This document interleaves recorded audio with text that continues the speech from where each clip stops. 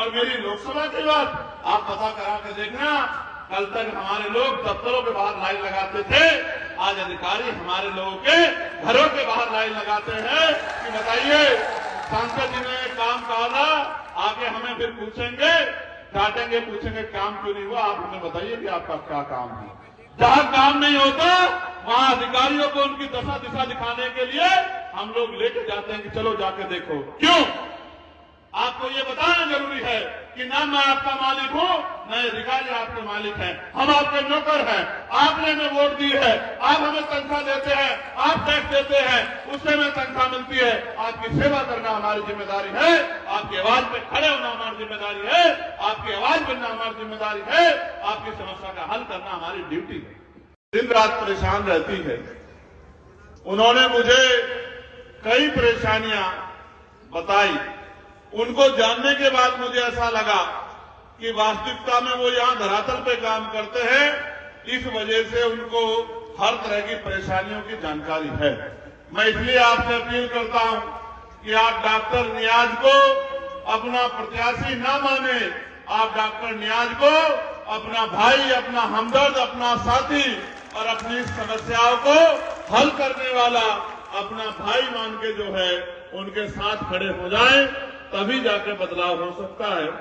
मेरे दाहिनी तरफ हमारे मिशनरी कलाकार भाई मंजीत सिंह जी भी यहाँ मौजूद हैं। उन्होंने भी आपको अच्छे अच्छे मिशनरी गाने सुनाकर आपका सम्मान किया होगा। वो बड़े चंचल स्वभाव के हैं, महफिल को जमाने में बहुत जोर लगाते हैं। मैं पिछले लंबे समय से उनको देख रहा हूं। सम्मानित साथियों, अब हम विधानसभा चुनाव पे चर्चा करेंगे। ये विधानसभा चुनाव क्यों होते हैं और 5 साल में ही क्यों होते हैं, और इन चुनाव में अगर ये वोट का अधिकार चंद लोगों के पास रहता तो क्या होता, और आपके लाभ आप सब पर आया है बालिग लोगों पे, तो क्या होना चाहिए, और ये वोट कहां से मिली और इस वोट का कैसे प्रयोग करना है। जब तक इन सब बातों को आप नहीं समझोगे तब तक मुझे नहीं लगता कि आप अपनी वोट का सही फैसला ले पाओगे। आज आप इतनी बड़ी संख्या में यहाँ हो तो याद कीजिए, कल हम इस देश में गणतंत्र दिवस मना रहे थे कि हम लोग गणतंत्र दिवस का सम्मान समारोह पर्व के रूप में मना रहे थे। यही दिल्ली में परेड हो रही थी। मैं अपने क्षेत्र में परेड के बाद गया, वहां की समस्याओं को जानने के लिए फिर रात में सफर करके लौटा कि मुझे नियाज भाई के यहाँ जाना है। एक दिल्ली वो है जिसको हम लोकसभा के आसपास देखते हैं, संसद के आसपास देखते हैं। वो दिल्ली जहां चौराहे पे देश का जवान खड़ा हुआ है सुरक्षा के लिए, वो दिल्ली जहां पार्क है, जहां साफ सफाई की व्यवस्था है, जिनकी सड़कों पे निकल के ऐसा लगता है कि हम भारत में नहीं विदेश में, इतना विकास हुआ कि हम विदेश में हैं। एक वो दिल्ली है जहां शाम के समय टैंकरों से पेड़ों को, फूलों को पानी दिया जाता है, साफ सफाई होती है और तमाम तरह की व्यवस्था होती है, साफ चौबंद है। और एक दिल्ली ये दिल्ली है जिस दिल्ली को देख के लगता है कि हम दिल्ली में नहीं हैं, क्योंकि दिल्ली तो बड़े दिल वालों की है, लेकिन यहाँ आते आते तो सरकार का दिल बड़ा छोटा हो जाता है। क्या तो आप में कमी है या सरकार में कमी है? आपको मुझको समझना पड़ेगा, एक में तो कमी है। तो मैं आपको नहीं मान सकता जो लोग इस देश में टैक्स देकर लोगों का पेट भरते हैं। मुझे भी तनख्वाह आपके टैक्स के पैसे से मिलती है, और यहाँ खड़े हमारे अर्धसैनिक बलों को और हमारे पुलिस के जवानों को भी तनख्वाह आपके टैक्स के पैसे से मिलती है। तो आप तो मालिक हैं, आप गलत नहीं हो सकते। वो सरकारें गलत है जो वोट तो आपसे लेती है लेकिन काम पैसे वालों का करती है। क्योंकि अगर वो सरकारें अच्छी होती तो आज आपको इतना अपना काम छोड़ के मेरी तरफ, भाई नियाज की तरफ आंखें फैला कर नहीं देखना पड़ता, उंगली से नहीं देखना पड़ता कि हमारे यहाँ बदलाव की जरूरत है।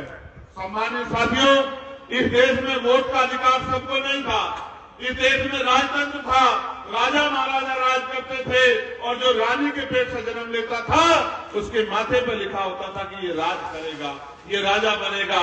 लेकिन एक समय ऐसा आया, आजादी का संघर्ष स्टार्ट हुआ, आजादी के संघर्ष में सब लोगों ने बलिदान दिया, और एक समय ऐसा आया कि अंग्रेजों के पैर उखड़ गए, अंग्रेज जाने लगे तो कहने लगे कि चलो देश तो आजाद मांग रहे हो, देश आजाद हो भी जाएगा, लेकिन चलाओगे कैसे?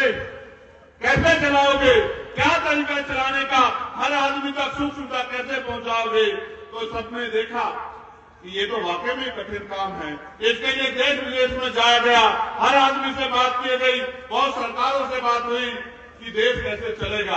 अंत में एक दरवाजा खटखटाया गया, वो दरवाजा डॉक्टर बाबा साहब अम्बेडकर का था। जब उस दरवाजे को खटखटाया गया और ये पूछा गया कि देश कैसे चलेगा, उन्होंने कहा इस देश का संविधान लिखा जाएगा, वो संविधान सुनिश्चित करेगा कि गणतंत्र का मतलब ये होता है कि जनता द्वारा जनता का शासन, जनता जिसको चाहेगी कुर्सी पर बिठा देगी और जिसको चाहेगी जमीन पे पटक देगी। जनता का राज होगा, जनता के हित की बात होगी, कोई असमानता नहीं होगी, न सामाजिक रूप से, न आर्थिक रूप से, न राजनीतिक रूप से, न धार्मिक रूप से, कोई छोटा बड़ा नहीं होगा, सब बराबर होंगे। सबको पढ़ने का, लिखने का, नौकरी करने का, रोजगार करने का, आगे बढ़ने का, मुख्य धारा में आने का और सब जगह घूमने का अवसर और आजादी प्राप्त होगी।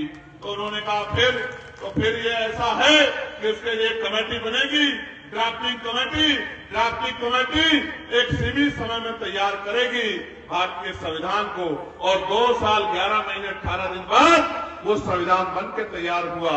मैं तो कभी कभी सोचता हूँ, तोमर साहब, जब मैं सुनता हूँ गणतंत्र के कार्यक्रम को, तो वो कहते हैं आज हम आजाद हुए थे। मैंने दिल्ली में भी मीडिया को सुना, मीडिया वाले पूछते आज का दिन है, लोग कहते हैं आजादी का जश्न मना रहे हैं। इसका मतलब हमारे यहाँ के लोग भोले हैं या जान बन के उनको भोला बनाया गया है कि वो भोले और बेवकूफ बने रहे, जो अपने अधिकारों और अपने कर्तव्यों को ना जान पाए। आजादी 15 अगस्त को मिली थी और संविधान लागू हुआ 26 जनवरी को। वो 1947 था और ये 1950 है था, जिस 1950 में सुनिश्चित किया कि रानी के पेट से राजा जन्म नहीं लेगा, राजा वो होगा जिसको जनता चुन के भेजेगी, जिसको वोट की ताकत से बनाएगी। और इतनी शक्ति दी आपके हाथ में, इतनी शक्ति कि आज चुनाव के समय बड़े बड़े कुर्ते वाले, बड़े बड़े कोट पैंट वाले, बड़े बड़े महलों वाले झुग्गी झोपड़ियों वालों की बस्तियों में आते हैं, माओ के पैर छूते हैं, बहनों का हाथ पकड़ते हैं, बुजुर्गों से आशीर्वाद लेते हैं और ये कहते हैं नियाज साहब कि मेरे सर में हाथ रख दो, मैं आपका बेटा हूँ, मैं आपका भाई हूँ, मैं आपसे प्रेम करता हूँ, आपकी तकदीर बदल दूंगा। ऐसी मीठी मीठी बातें करके आपको गुमराह करने का काम करते। ये क्यों करते हैं आपको पता है? अगर आज आपकी गलियों में बड़े बड़े नेताएं घूमेंगे, उनकी गाड़ियां घूमेंगी, बड़े बड़े नारे होंगे, आपकी पूछताछ होगी, आपकी गलियों तक लोग आएंगे, ये क्योंकि इलेक्शन आया है और आपकी उंगली में वोट है।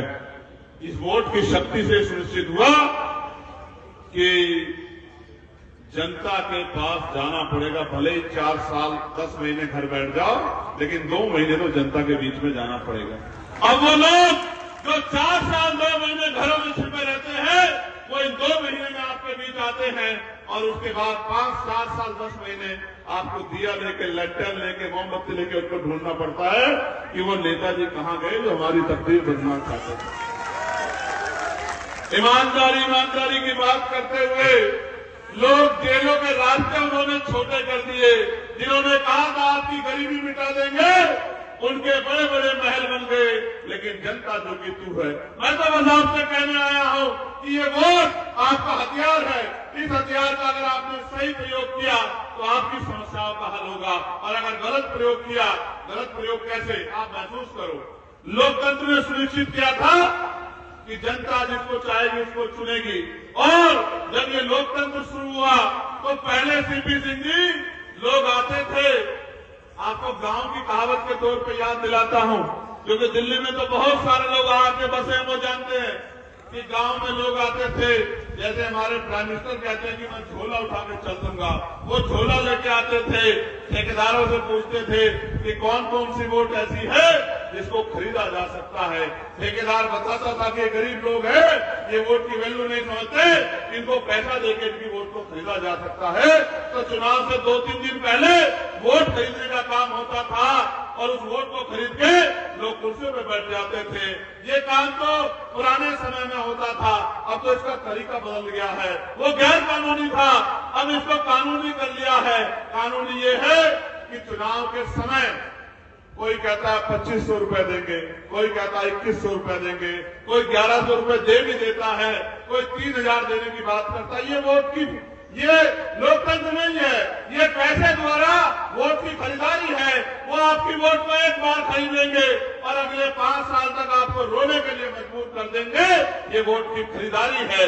जो पहले गैर कानूनी था उसको कानूनी बना दिया है। लेकिन जनता ही क्या करे, उनकी जेब में पैसा नहीं है, बच्चों के लिए पैसे की जरूरत है, घर चलाने के लिए पैसे की जरूरत है। उनको लगता है और तो वे कुछ भी नहीं देता, तो ये पैसे ही मिल रहे, ये कौन सी बहुत बुरी बात है। तो पैसा ही ले लो, लेकिन ऐसा नहीं है। सब लोग ऐसे नहीं है, सब लोग ऐसी राजनीति नहीं करते।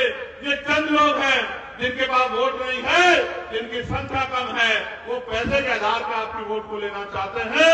मगर यहाँ दूसरी तरफ डॉक्टर बाबा साहब अम्बेडकर, राष्ट्रपिता ज्योतिबा फुले, छत्रपति साहूजी महाराज और मान्यवर काशीराम साहब, मान्यवर दीना भाना साहब, राष्ट्रपिता ज्योतिबा फुले के सिद्धांतों को हम लोग मानने वाले लोग, महामना रामसु वर्मा, बाबू जगदेव प्रसाद कुशवाहा, जगदय कपूरी ठाकुर, इन महापुरुषों के सिद्धांतों को मानने वाले हम लोग जो जनता को जगाने निकले हैं, जन जागरण करने निकले हैं कि लोगों को समझाए कि ये वोट आपका हथियार है और हथियार को कभी किसी को ना बेचते ना गिरवी रखते। हथियार का सही प्रयोग करना चाहिए और प्रयोग ये है कि जब हथियार का प्रयोग करने का मतलब आए तो वार इतना जोरदार होना चाहिए कि दुश्मन की धज्जियां उड़ जाए और आपकी ताकत बन जाए। इस बार आपके पास चुनाव में मौका आ गया है, जहां तमाम पैसे वाले लोग आएंगे, वहां आपके बीच आपके क्षेत्र के भाई डॉक्टर नियाज साहब भी हैं। मलिक नियाज साहब जो क्षेत्र की सेवा कर रहे हैं, जो परेशान है कि यहाँ का मकान धंसता जा रहा है, जो परेशान है यहाँ पानी की समस्या से, जो परेशान है यहाँ की गंदगी की समस्या से, जो परेशान है यहाँ की टूटी हुई सड़कों की समस्या से, जो परेशान है आपके बच्चों को रोजगार नहीं मिल रहा है, जो परेशान है सुरक्षा का माहौल नहीं है। 3 चीजें बहुत जरूरी हैं, पहली शिक्षा, दूसरी चिकित्सा और तीसरी सुरक्षा। अगर ये सरकार ये 3 चीज आसानी से लोगों को नहीं दे सकती है तो मान लेना कि वो सरकार आपकी नहीं है। मैं तो बस आपको जगाने आया हूँ। हमारी बहनें बैठी हैं, मैं देश भर में घूमता हूँ, हाल बड़े खराब है। 5 साल में एक बार मौका मिलता है, गलत बटन दबा दिया तो 5 साल तक पछताना पड़ेगा, सही बटन दबा दिया तो 5 साल तक खुशहाली आएगी, आपके क्षेत्र की दिशा और दशा दोनों बदल जाएंगी। मैं आपसे मदद मांगने आया हूँ, भाई नियाज के लिए नहीं, आपके लिए, कि आप अपने और अपने बच्चों के बारे में सोचो। कब तक ठगे जाते रहोगे, कब तक लोगों की बातों में आते रहोगे। लोग बड़े बड़े वादे करते हैं, फिर ढूंढे नहीं मिलते। वहीं डॉक्टर नियाज आपके बीच के आदमी हैं, आपके बीच में रहते हैं, आपकी लड़ाई लड़ना चाहते हैं, आपकी आवाज बनना चाहते हैं। जब मैं जीत के गया, लोग मुझसे कहते थे अकेला चंद्रशेखर क्या करेगा, पार्लियामेंट में बोल भी नहीं पाएगा। मैंने उनसे कहा था कि मैं सदगुरु रविदास जी महाराज का वंशज हूँ, सदगुरु रविदास जी महाराज का खून मेरी रगों में दौड़ता है, बहुजन महापुरुषों का खून मेरी रगों में दौड़ता है। अकेला चंद्रशेखर आजाद अगर सरकार के नाकों नाक पे चले न चबा दिए, तब आप मुझे कहना अकेला चंद्रशेखर आजाद पार्लियामेंट में पूरी सरकार के सामने कोई भी घटना कहीं की भी हो, सीना तान के आंख से आंख मिलाकर अपनी बात को उठाता है और कोशिश करता है